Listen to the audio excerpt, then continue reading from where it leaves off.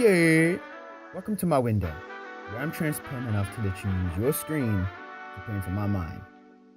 I can't believe that I'm almost done with this series. Just getting my thoughts out there and stuff. I'm also glad I've been fairly consistent in getting these videos out every single week. What's more is that my boy Kwame, he's preparing to turn on his own videos every week. So when this series is done, he's got some stuff that I'm really confident in. I can't wait for him to finally fall into the spotlight. It's been a long time coming. Anywho, I think this video is going to be a really short one. I'm drawing yet another one of those yin-yang Gemini illustrations where one is fighting with himself. I'm drawing this because when people usually think about freedom, apart from the nationalistic or societal context, but on a personal level, I find that the interpretation is often momentarily hedonistic.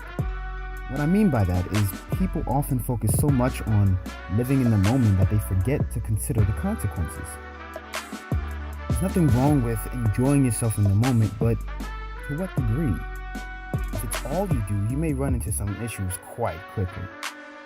We all have natural urges and temptations for various things, but when we don't invoke self-discipline and indulge in those urges, it may not lead to the personal freedom that we want.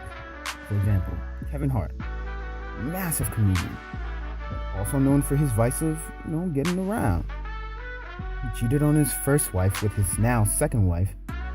Then he also cheated on his second wife quite recently. This puts a stain on his image, a strain on his wife's trust and security, as well as a burden of uncertainty on his children as well.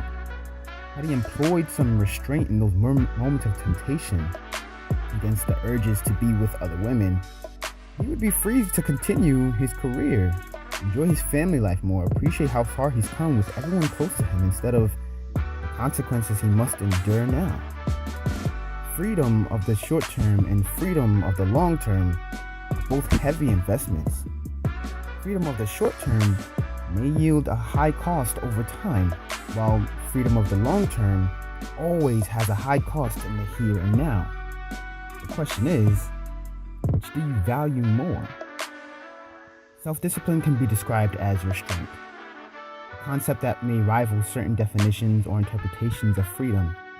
But there are sacrifices for every choice we make, whether it's eating healthier food that may not always taste great but is good for the long-term health, or saving money so that we'd rather spend on a few clothes or events coming up really soon. There's always something that we have to abandon for another. In essence, it's like fighting yourself or denying yourself access to momentary pleasures for the sake of a greater goal, or allowing yourself access to something because the other option doesn't matter as much. Either way, it's all practice.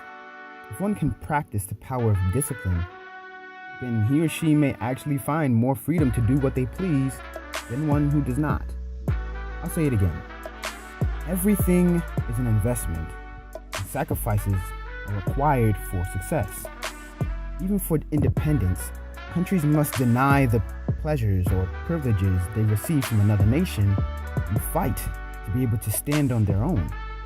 They deny themselves in the short term just for the hope that they may be able to enjoy their spoils in the long term.